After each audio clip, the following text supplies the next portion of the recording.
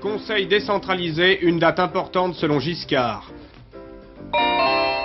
Brimade policière, enquêtes et sanctions.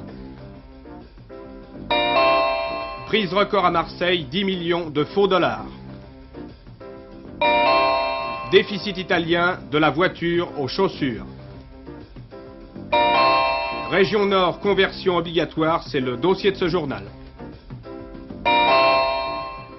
Madame, Monsieur, bonsoir. Lille a perdu ce soir son titre de capitale d'un jour. Le président et les ministres sont rentrés à Paris après avoir tenu ce matin leur conseil hebdomadaire à la préfecture du Nord.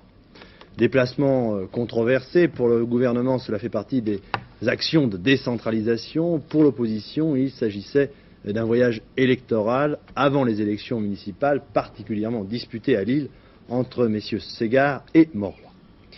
Ce qui restera de ce déplacement présidentiel et gouvernemental, ce n'est pas tellement les résultats d'un conseil des ministres dont on n'attendait pas d'ailleurs de décisions spectaculaires, mais bien plutôt, à l'occasion de ce voyage, la rencontre hier soir au cours d'un dîner officiel entre messieurs Giscard d'Estaing et Mauroy, maire socialiste de Lille, président du conseil régional, mais aussi numéro 2 du Parti socialiste. Les petits drapeaux sont repliés, les forces de l'ordre se sont évanouies dans la nature, les manifestants du Parisien libéré sont revenus à leurs imprimeries et les huissiers ont rangé les sous-mains ministériels. En un mot, Lille est redevenue métropole régionale et non plus capitale de l'Hexagone. Les gens du Nord ont les pieds sur terre. Ils n'ont pas trop écarquillé les yeux pour voir de près quelle tête avait ce pouvoir venu de Paris. Cela dit, il reste une impression d'ensemble que l'on pourrait grossièrement qualifier de décrispation. Pierre Mauroy, le bras droit de François Mitterrand, a accueilli Valéry Giscard d'Estaing aux portes de la préfecture. Il a dîné à ses côtés. Ce matin encore, il a dialogué à bâton rompu avec Raymond Barre, en compagnie d'ailleurs d'élus communistes. En somme, des ponts ont été jetés, sans que personne ait à rougir d'avoir fait le premier pas, mais sans non plus que les partenaires aient tout à fait la même interprétation du dialogue. Dire que cette date de Lille est une date importante dans l'histoire politique française récente, puisque c'est la première fois qu'il y a eu, je vous le répète, un dialogue démocratique, comme cela est normal, entre le président de la République, les membres du gouvernement et d'importants élus de l'opposition. Naturellement, chacun exerçait les responsabilités qui sont les siennes, mais je peux vous dire que la conversation a été très libre, très ouverte, et que je me suis entretenu avec mes interlocuteurs de tous les problèmes qu'ils ont voulu évoquer. C'était l'exemple même de ce que doit être un dialogue démocratique où chacun naturellement expose son point de vue mais le fait en toute liberté. Nous sommes venus à l'invitation du président de la République en quelque sorte pour honorer la démocratie, pour honorer la République, compte tenu des règles et compte tenu des usages à l'égard en cours, à l'égard des corps constitués, des hautes autorités de l'État et en particulier du président de la République. Voilà le sens qu'il faut donner à ma présence et à celle de mes amis socialistes. Où il y a eu quelque chose de nouveau, c'est sur le plan d'un dialogue institutionnel, d'une communication objective entre les régions et le gouvernement. Mais ce dialogue est absolument indispensable. Autre manifestation de cette tentative de dialogue, la visite de Valéry Giscard d'Estaing tout à l'heure, sur le chemin du retour, incognito et à l'improviste, à l'usine Renault de Douai. Et à l'issue de cette visite, un dialogue, lui aussi surprise, avec des délégués FO et de la CGT. C'était donc le point final à un bref séjour nordiste du président et de ses ministres, dont on a presque tendance à oublier le prétexte, le Conseil des ministres, au cours duquel on a fixé les 5 grandes orientations du gouvernement pour les mois à venir: politique en faveur de la famille, des jeunes, des personnes âgées, renforcement de la sécurité des personnes et le développement de la protection des libertés, enfin, le développement des responsabilités locales. Voilà donc pour le menu de ce conseil, dont le point de départ avait le mérite de l'originalité, un quai de gare. Gare de Lille ce matin. 11 ministres voyageurs descendent de cet autorail et s'en vont rejoindre leurs 11 autres collègues du gouvernement arrivés la veille. Direction la préfecture du Nord, où va se tenir ce 3e conseil décentralisé. Pendant ce temps, Raymond Barre s'entretient avec une délégation du Conseil régional conduite par Pierre Mauroy. Rencontre qualifiée par le Premier ministre de réaliste et d'objective. Les problèmes industriels du Nord sont évoqués, charbon, textile, sidérurgie, avec toujours en toile de fond l'emploi, préoccupation numéro 1 dans la région. À ce propos, Raymond Barre annonce que les mesures à prendre doivent en priorité concerner les jeunes. Il faut les former et leur trouver rapidement du travail. 9 rue Princesse à Lille, c'est ici qu'est né, il y a 86 ans, Charles de Gaulle. Le président de la République vient se recueillir devant la plaque apposée sur la maison natale du chef de la France libre. Il est 9 heures, les voisins et quelques enfants d'une école toute proche sont là pour cette cérémonie très sobre, un simple dépôt de gerbes et un instant de recueillement. Cette visite n'avait pas été annoncée, le président de la République l'a voulu discrète. L'hommage personnel, c'est un hommage qui doit être accompli avec discrétion. Il ne s'agit pas de rechercher un effet de spectacle, il s'agit de rendre témoignage de la fidélité du souvenir que je garde au général de Gaulle. À 9h30, c'est le Conseil des ministres qui s'ouvre par une déclaration de M. Giscard d'Estaing concernant le développement de la région Nord-Pas-de-Calais. Il est vital pour notre pays, dit-il, de ne pas laisser détruire le capital irremplaçable créé au fil des ans grâce au labeur des travailleurs de cette région. Et le président rappelle que le gouvernement va aider la sidérurgie et les textiles, mais aussi le bassin minier, afin qu'il assure son adaptation économique. Sous les fenêtres de la préfecture, les ministres peuvent percevoir les échos d'une manifestation. Ce sont les travailleurs du Parisien libéré, venus rappeler que leur conflit n'est toujours pas réglé depuis 2 ans. Hier soir, c'était la CGT, la CFDT et la FEN qui défilaient dans l'île au moment de l'arrivée du chef de l'État. À midi, le Conseil des ministres se termine. Les membres du gouvernement vont regagner la gare pour reprendre leur autorail. M. Giscard d'Estaing, lui, rejoint Paris en hélicoptère. Le prochain conseil en province doit avoir lieu à Rennes en janvier 1977.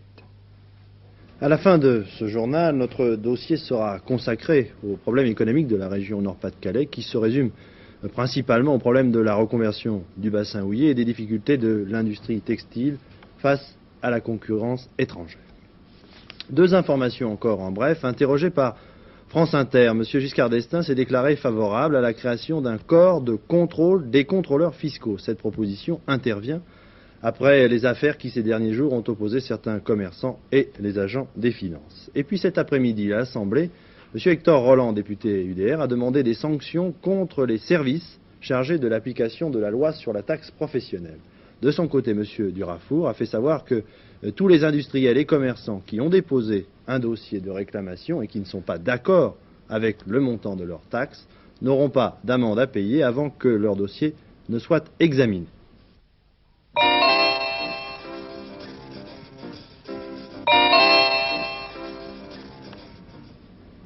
L'affaire dont je vais vous parler commence d'une façon banale. Avant-hier à Paris, 2 jeunes gens s'enfuyant sur un cyclomoteur sont rattrapés par 6 policiers. Et c'est à partir de ce moment-là que les événements dégénèrent. Comme le raconte le journal L'Humanité, dont les propos n'ont pas été jusqu'à présent démentis. Rattrapés donc, les 2 jeunes gens sont frappés par les policiers qui leur passent les menottes et les attachent aux portes arrière de leur véhicule avant de démarrer et de les traîner ainsi sur 600 mètres environ. Tout cela devant plusieurs témoins. Ces policiers viennent d'être déférés par le préfet de police devant le conseil de discipline et qui, dès ce soir, selon une dépêche, conclut « Si l'interpellation des jeunes gens était parfaitement justifiée, par contre, les méthodes utilisées par la suite sont répréhensibles. » Et dès cet après-midi, à l'Assemblée nationale, interpellé par un député communiste, le ministre de l'Intérieur, M. Poniatowski, avait reconnu l'incident.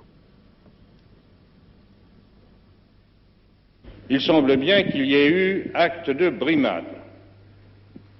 Et si c'est le cas, je prendrai les sanctions appropriées. L'ensemble de la police fait son travail avec beaucoup d'efficacité et beaucoup de dévouement. Et elle assure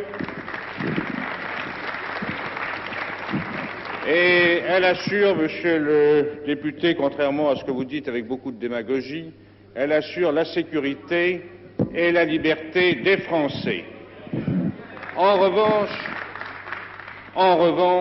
elle doit faire son travail légalement, dans les limites de la loi. Et je tiens à vous dire que j'y veille personnellement. L'année dernière, 3241 sanctions ont été prises et j'ai prononcé 136 révocations pour des attitudes de cet ordre. Et je n'admettrai pas que des mesures de brimade interviennent sans qu'il y ait une sanction. En France, la police a ceci de commun avec la cuisine, c'est que l'on ne peut pas en parler sans passion, c'est-à-dire sans démesure. Le ministre de l'Intérieur a, je le pense réellement, 2 fois raison lorsqu'il dit que la police est nécessaire à notre société, à toute société d'ailleurs, et aussi que l'immense majorité des policiers fait correctement son travail. Et j'ajouterai, par connaissance personnelle, que ces policiers en ont parfois bien du mérite. À mon sens, il est tout aussi stupide de vouloir à tout prix étouffer, cacher, ensevelir les erreurs des uns que d'ignorer ou de nier les qualités des autres. D'autant que c'est devenu un cliché qu'on écarte, car sa vérité gêne parfois, un cliché que de dire que c'est le même flic qui maltraite que celui qui protège. Tout dépend des ordres, tout dépend des chefs. Le policier est d'abord un être qui vit tous les jours dans le mensonge, la lâcheté ou la cruauté des autres. S'y ajoute surtout en France une sorte de mépris goguenard pour celui qui symbolise l'ordre établi à défaut de l'ordre tout court. En réalité, le policier est devenu le premier juge de la conduite des autres. Il devrait être idéalement une sorte de saint sans passion, sans fatigue, sans envie, sans colère, l'homme de fer de la série de télévision. En somme, le premier sujet de la loi qu'il est chargé d'enseigner et de faire respecter. En fait, le policier, c'est un homme qui fait un travail dont les autres ne veulent pas et qui souvent le fait avec une certaine foi. Alors, ceux qui trahissent ou qui jouent aux nazis n'ont pas le droit à l'indulgence, ni surtout à la discrétion. La promesse du ministre de l'Intérieur est bien sûr un acte politique, mais ce doit être surtout un engagement d'homme. Pas facile à tenir d'ailleurs. Regardez bien ce billet de 20 $ américain. Comme ça, a priori, il a tout à fait l'air d'un vrai. Eh bien non. Il fait partie des 10 millions de dollars de faux billets, 50 millions de francs français, dont les policiers marseillais ont arrêté aujourd'hui les fabricants. C'est l'un des plus gros trafics de fausses monnaies jamais découverts jusqu'à ce jour. Les billets ne sont peut-être pas de très bonne qualité, mais tout de même, il y en avait pour 10 millions de dollars.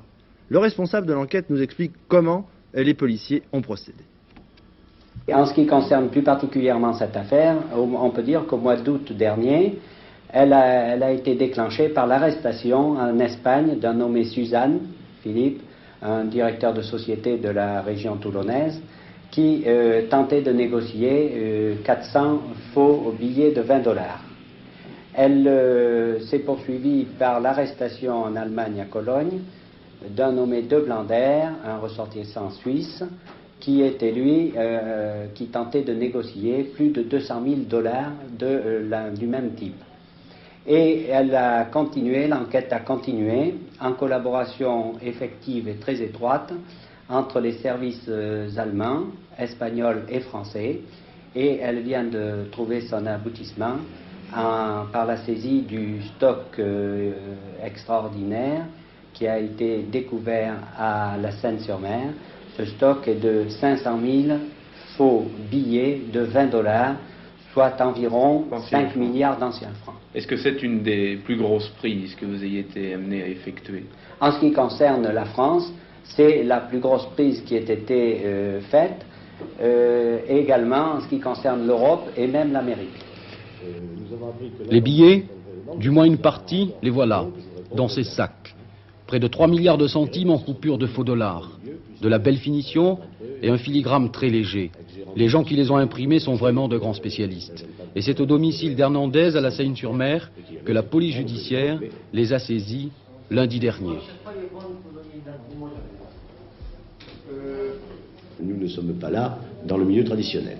C'est ce qui est d'ailleurs devait rendre notre tâche d'autant plus difficile, puisque ce sont des gens qui étaient tout à fait inconnus jusqu'ici des services de police, sauf De Blander qui a été arrêté en Allemagne, qui lui a déjà été poursuivi, je crois, dans ce pays pour escroquerie, quelque chose de ça. Est-ce qu'on a saisi l'imprimerie? Non, nous sommes au niveau de l'écoulement des billets, pas au niveau de l'imprimerie. Reste 3 questions.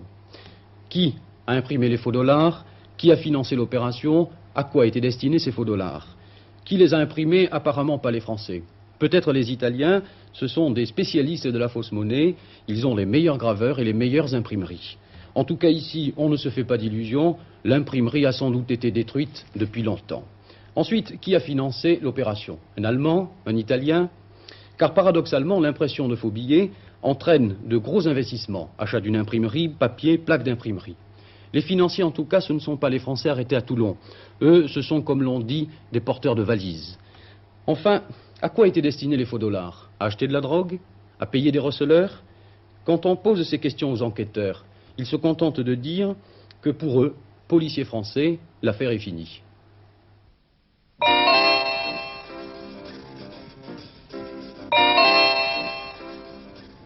Monsieur Giscard d'Estaing sera demain en Italie, à Pise, où il aura quelques heures d'entretien avec le président du Conseil italien, monsieur Andreotti. Il n'y a pas de différend politique entre les deux pays. Par contre, il existe un contentieux commercial important. La France ayant, il y a quelques mois, limité principalement ses importations de vins italiens sous la pression de ses viticulteurs et en dépit des accords communautaires. L'Italie, et il fallait s'y attendre, réclame aujourd'hui un retour à la normale, car dans le même temps, les produits français comme l'automobile par exemple, continuent d'envahir le marché italien. Une enquête parmi les Italiens montrerait qu'ils considèrent toujours les Français, les Transalpini, comme étant les plus proches d'eux dans le marché commun.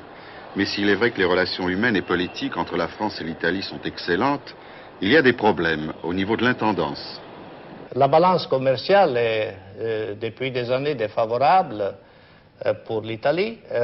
Les secteurs qui contribuent à notre solde déficitaire sont surtout le secteur agricole et alimentaire et le secteur des voitures automobiles.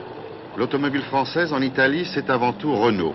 La percée de Renault sur le marché italien a été spectaculaire, malgré le prix de l'essence tout à fait décourageant et malgré toutes les mesures prises par le gouvernement italien pour limiter les importations. Oui, les chiffres sont simples et parlent d'eux-mêmes.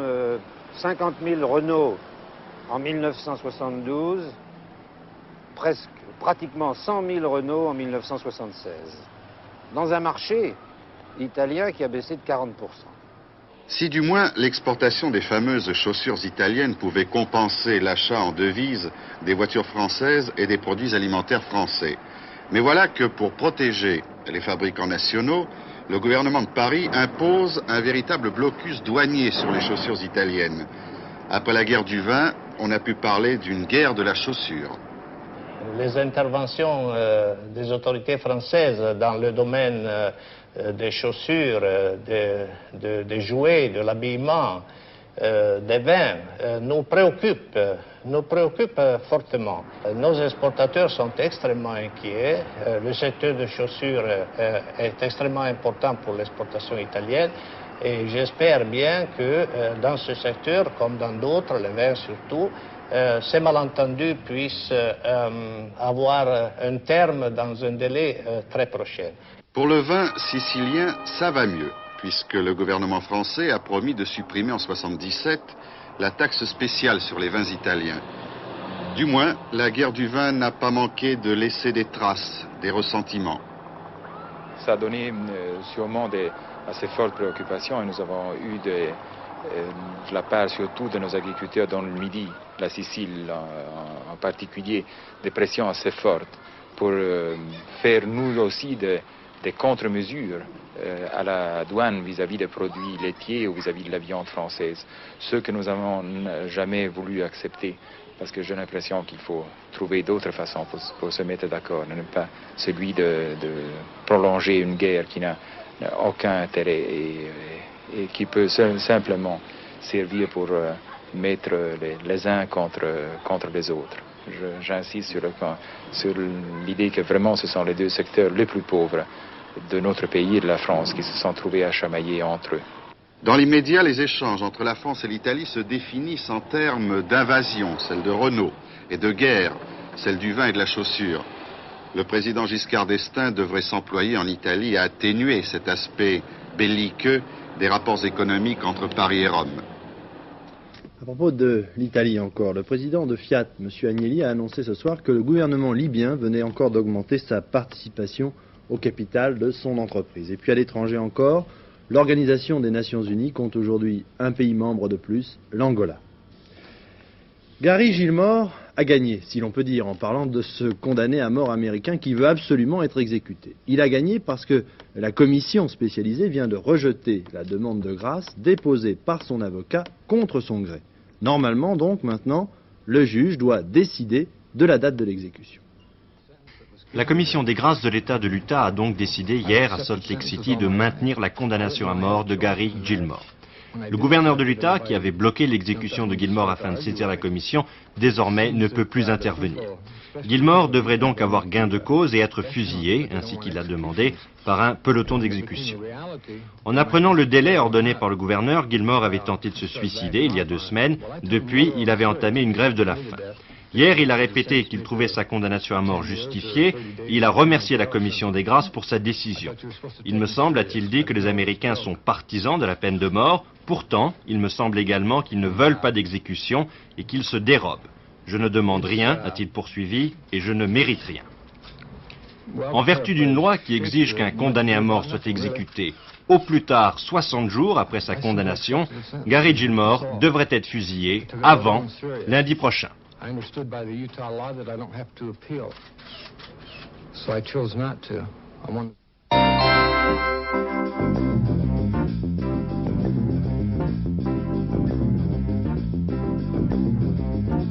Après 6 années de présidence de Luis Echeverría, López Portillo a pris officiellement ses fonctions aujourd'hui comme président du Mexique.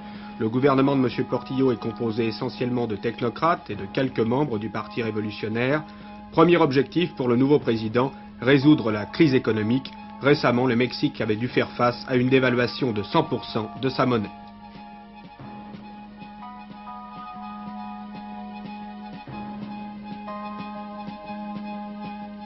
Troisième inculpation pour Charles Aznavour, elle lui a été notifiée cet après-midi par le juge d'instruction de Versailles devant lequel il s'est présenté spontanément.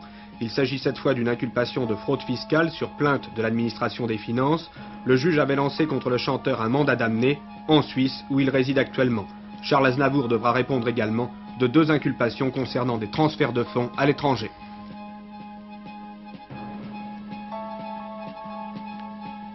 Après la décision de la Cour d'appel de Paris de faire évacuer les locaux du Parisien libéré, la CGT réagit ce soir, pas question d'exécuter le jugement. Les travailleurs espèrent toujours pouvoir amener M. Amaury, le patron du journal, à négocier après 19 mois de grève. Malgré l'amende prévue par la justice, 5 000 francs par jour de retard, l'occupation se poursuit toujours à l'heure actuelle.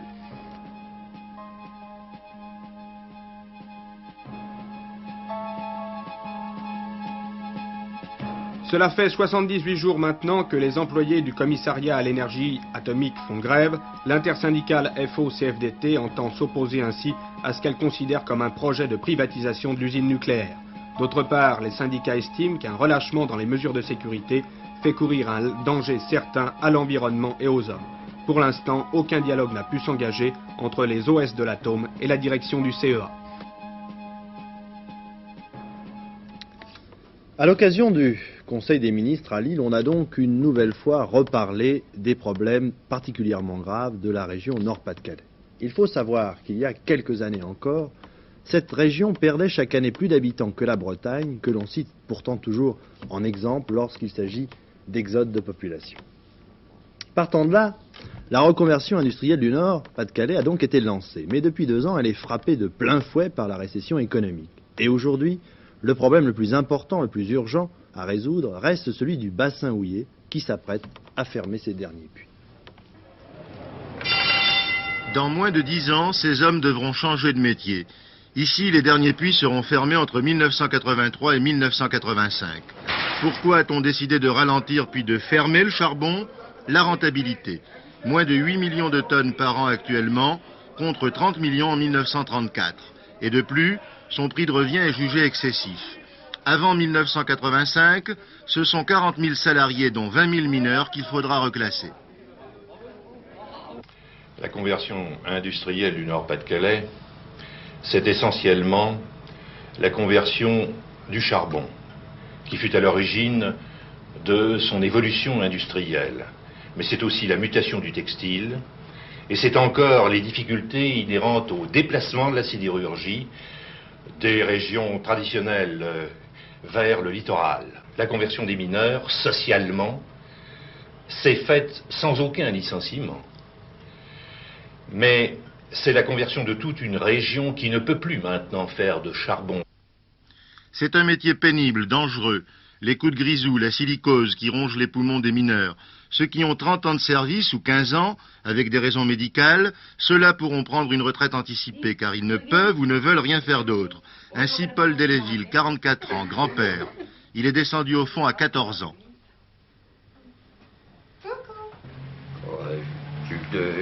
me reconvertir, ça m'intéresse pas. Moi, c'est prendre ma retraite, ma retraite anticipée. Qu'est-ce que vous en pensez, madame? Je pense qu'il a quand même assez travaillé. Quand on a 30 ans de fonds, il faut les faire quand même. Mais ce qui m'ennuie le plus, c'est que j'ai encore 2 enfants à charge. Si on n'était plus que nous 2, on s'en sortirait plus facilement. Des mineurs déjà reconvertis en voici. Une centaine à la toute jeune imprimerie nationale de Douai. Ce sont eux qui fabriquent vos chèques postaux et vos imprimés d'impôts. À Douai toujours, ils fabriquent aussi des R14. Ils ne sont pas nombreux, 300 sur 6000 employés, mais d'autres encore viendront d'ici à 1985. Il faut poursuivre certainement le développement de l'industrie automobile. L'industrie automobile n'a pas terminé son apport à la région du Nord-Pas-de-Calais. Il faut ensuite, sur le plan de la chimie, recueillir tout ce que nous pouvons espérer des vapocraqueurs qui se fait à Dunkerque. Je crois que tout ceci, tout le monde est bien d'accord. Et puis il faut amener des activités nouvelles, je pense en particulier dans le domaine de la construction mécanique, dans le domaine de la construction électrique. Alors là, nous défrichons un petit peu le terrain et nous commençons juste. Le président Delmont veut aussi modifier l'environnement, rénover le cadre de vie car la mine a beaucoup abîmé le paysage. Un paysage qu'elle a créé d'ailleurs avec ses corons et ses quelques 220 terrils, mais qu'il ne suffira pas d'effacer d'un coup de baguette magique pour que se créent d'autres activités. Le textile, c'est l'autre industrie traditionnelle du Nord-Pas-de-Calais. Elle est aussi en difficulté. Dans ce secteur, il s'agissait souvent d'entreprises familiales qui, dans un premier temps, ont dû se moderniser pour faire face à la concurrence européenne et qui, aujourd'hui, se retrouvent devant d'autres concurrents venus, eux, d'Asie et qui pratiquent, comme l'on dit, des prix défiant toute concurrence. Dans le Nord, Henri et Bruno Glorieux dirigent près de Roubaix une petite usine qui fabrique des serviettes de toilette et du linge de table. 8000 m² d'atelier, 225 employés, en majorité des femmes. Or, depuis 2 ans, cette usine est menacée comme toutes celles de la région. Le textile est en crise, principal responsable, les importations étrangères. Le prix de revient d'une serviette comme celle-ci, fabriquée ici dans le Nord, est d'environ 8 francs, main-d'œuvre et matières premières comprises. Par contre, le prix de revient d'une serviette comme celle-là, de qualité sensiblement égale, mais fabriquée en Corée, à Hong Kong, au Japon ou dans les pays de l'Est, est seulement de 4 francs. La différence entre les deux est donc de 4 francs.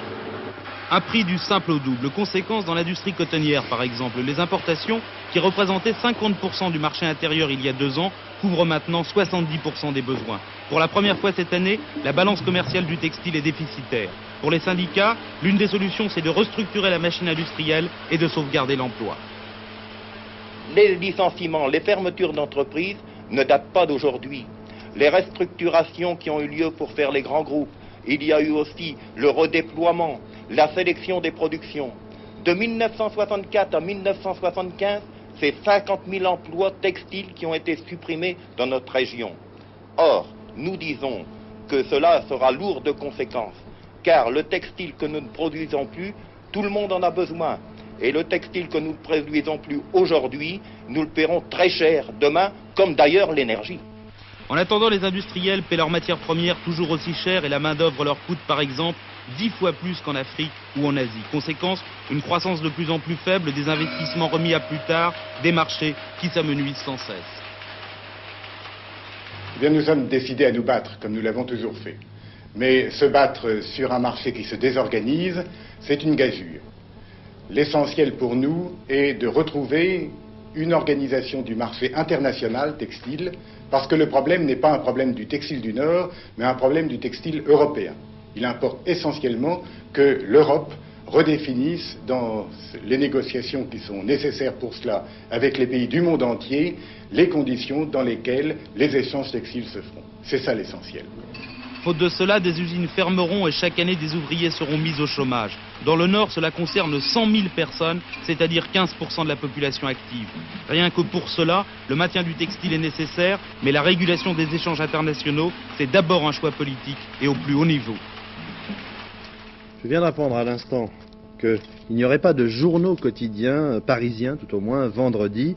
C'est une décision du comité intersyndical du livre parisien et des délégués des entreprises de la presse parisienne qui ont donc décidé ce soir cet arrêt de la parution vendredi pour protester contre la décision de la Cour d'appel de Paris qui demande aux grévistes du Parisien libéré, vous le savez, nous l'avons annoncé hier soir, d'évacuer les locaux qu'ils occupent depuis maintenant près de 2 ans.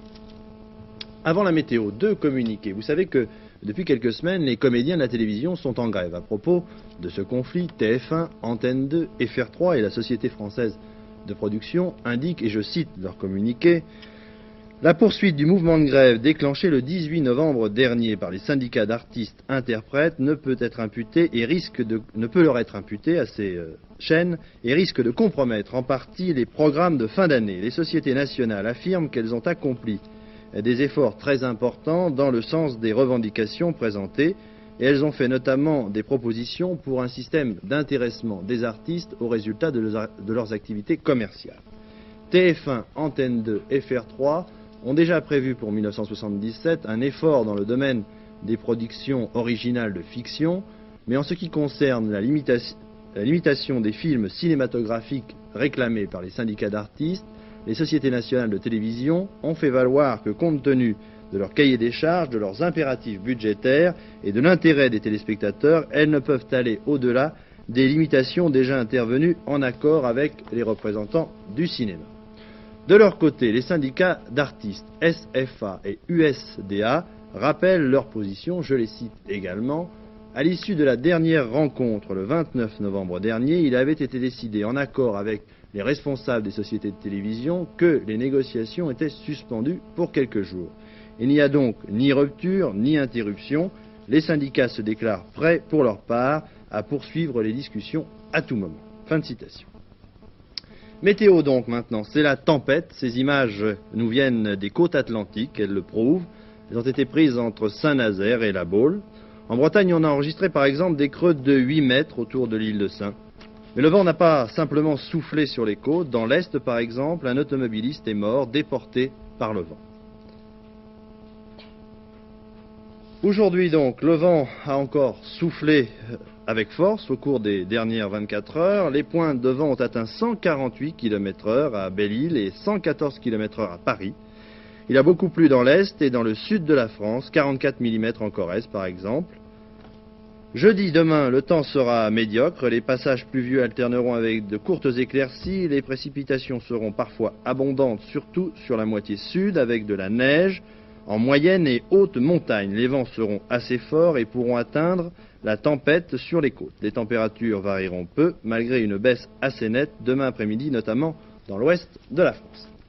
Voilà, ce journal est terminé. Au nom de toute la rédaction d'Antenne 2 qui l'a préparé, je vous souhaite une excellente soirée. Mais avant de nous quitter, le rappel des principaux titres.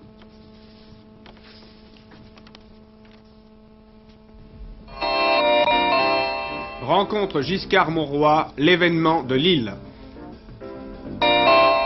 Policiers violents, condamnation du ministre de l'Intérieur. 50 millions de francs saisis à Marseille. Aznavour et les juges, 3e inculpation. 22h50, le dernier journal d'Antenne 2.